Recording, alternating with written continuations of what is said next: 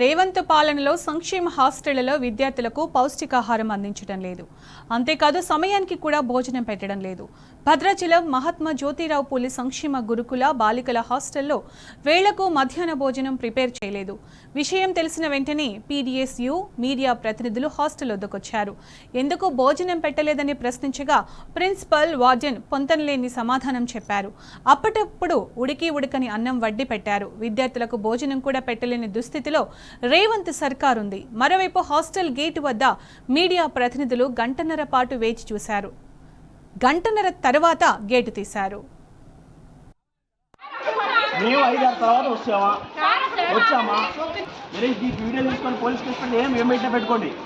రేపటి నుంచి పెట్టలేదు. ఇప్పుడు దాకా భోజనం ఎందుకు పెట్టలేదు? మీరు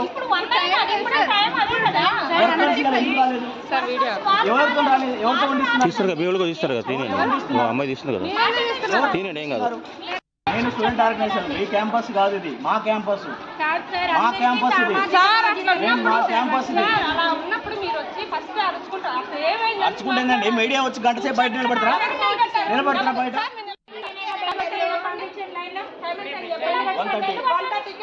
ఎందుకు రాని లోనికి? అరే పగులే కదా, మేము నైట్ 6 తర్వాత రావట్లేదు కదా, మేము 5-6 తర్వాత రావట్లేదు. రేవంత్ పాలనలో సంక్షేమ హాస్టల్లో విద్యార్థులకు పౌష్టికాహారం అందించడం లేదు. అంతేకాదు సమయానికి కూడా భోజనం పెట్టడం లేదు. భద్రాచలం మహాత్మా జ్యోతిరావు పూలే సంక్షేమ గురుకుల బాలికల హాస్టల్లో వేళకు మధ్యాహ్న భోజనం ప్రిపేర్ చేయలేదు. విషయం తెలిసిన వెంటనే పీడీఎస్యు మీడియా ప్రతినిధులు హాస్టల్ వద్దకొచ్చారు. ఎందుకు భోజనం పెట్టలేదని ప్రశ్నించగా ప్రిన్సిపల్ వార్డెన్ పొంతనలేని సమాధానం చెప్పారు. దీనికి సంబంధించిన పూర్తి సమాచారం మా ప్రతినిధి సాంబా అందిస్తారు. సాంబా, సంక్షేమ హాస్టల్స్ లో చూస్తున్నాం ఇప్పటివరకు విద్యార్థులకు పౌష్టికాహారం ఎలా అందట్లేదు, కనీసం భోజనం కూడా అందే పరిస్థితి లేదంటారా? సునీత, భద్రాచలంలో ఉన్నటువంటి దుమ్ముగూడెం హాస్టల్ ఇది. దుమ్ముగూడెం సంబంధించిన బ్రాంచ్ హాస్టల్ భద్రాచలంలో కొనసాగుతా ఉంది. జ్యోతిరావు పూలేకి సంబంధించినటువంటి గురుకుల హాస్టల్ ఇది. ఇక్కడ విద్యార్థులకు తరచూ ఇబ్బంది ఏర్పడుతుందని మీడియా ప్రతినిధులతో పాటు అక్కడ ఉన్నటువంటి విద్యార్థి సంఘ నాయకులు కూడా చెప్తున్నారు. ఎన్నిసార్లు ఇట్లాంటి పరిస్థితి వచ్చినప్పటికీ కూడా లోకల్ ప్రిన్సిపల్ మిగతా సిబ్బంది బతలాడడంతోనే విద్యార్థి సంఘ నాయకులు కూడా కొంత సమయం చూసామని చెప్తా ఉన్నారు. ఎప్పుడు కూడా విద్యార్థులకు ఇదే సమస్య వస్తుంది. అక్కడ ఉన్నటువంటి ప్రిన్సిపాల్ కావచ్చు, మరి వార్డెన్ కావచ్చు, అక్కడ ఉన్నటువంటి విద్యార్థి సిబ్బంది కావచ్చు, వంట చేస్తున్న వాళ్ళకి ఏదో గ్యాప్ ఉందని చెప్పి కొంతకాలంగా సమాచారం అందుతా ఉంది. ఇవాళ అయితే విద్యార్థులు పస్తులు పడుకోవాల్సిన పరిస్థితి వచ్చింది.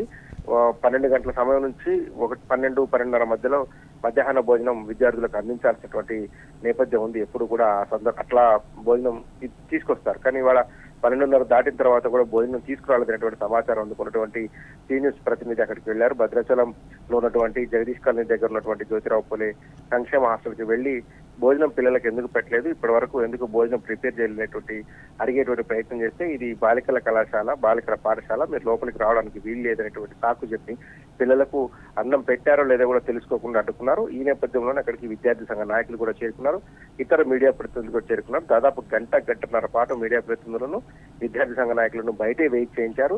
ఆ తర్వాత హడావిడిగా అక్కడ అందుబాటులో ఉన్నటువంటి ఆయమ్మలు మిగతా వాళ్ళందరూ కలిసి అన్నం ఉడకబెట్టే ప్రయత్నం చేశారు. అది ఉడకని అన్నం, ముద్దలుగా ఉన్నటువంటి అన్నం, గింజల అన్నాన్ని విద్యార్థులకు పెట్టి ఆ తర్వాత మీడియా ప్రతినిధులను స్కూల్లోకి ఎలో చేశారు. అది కూడా మీరు పర్మిషన్ తీసుకోవాలి అనేటువంటి నిబంధనలు చెప్తూ లోపలికి ఎలో చేశారు. పిల్లలకు వడ్డిస్తున్నప్పుడు అది మొత్తం ముద్దలుగా అంటే నానబడిపోయినటువంటి బియ్యాన్ని అన్నాన్ని పెట్టారని చెప్పి చెప్తా ఉన్నారు. విద్యార్థి సంఘ నాయకులు అక్కడ ఉన్నటువంటి సిబ్బందితోని వాగ్వాదం దిగారు. ఇదేం పరిస్థితి, సరైన భోజనం పెట్టట్లేరు, మేము గతంలో కూడా ప్రిన్సిపాల్ దృష్టికి తీసుకెళ్తే కొద్ది రోజులు టైం ఇవ్వండి, మేము అన్ని సరి చేసుకుంటామని చెప్పారని చెప్తున్నారు.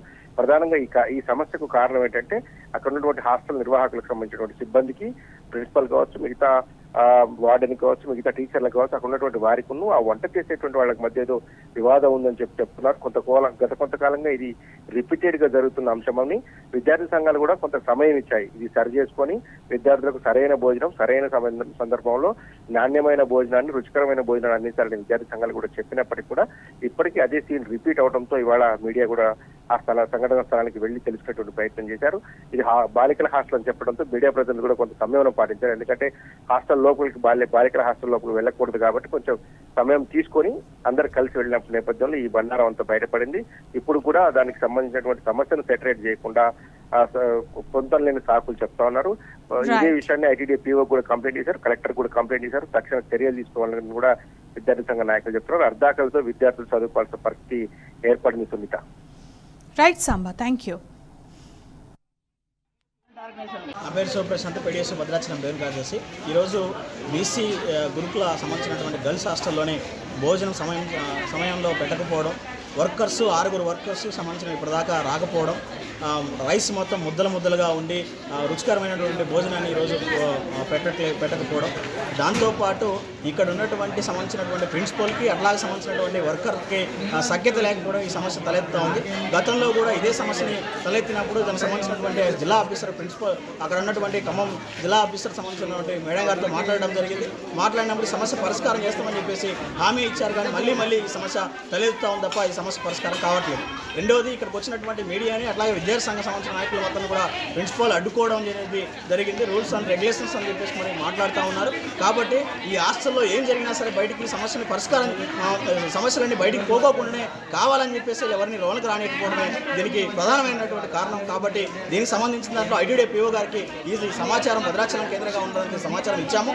సార్ కూడా జిల్లా సంబంధించినటువంటి కలెక్టర్ గారితో మాట్లాడి మేము ఎవరినో ఒకరిని పంపిస్తామని చెప్పేసి కూడా హామీ ఇచ్చారు. దానికి సంతోషపడతా ఉన్నాం.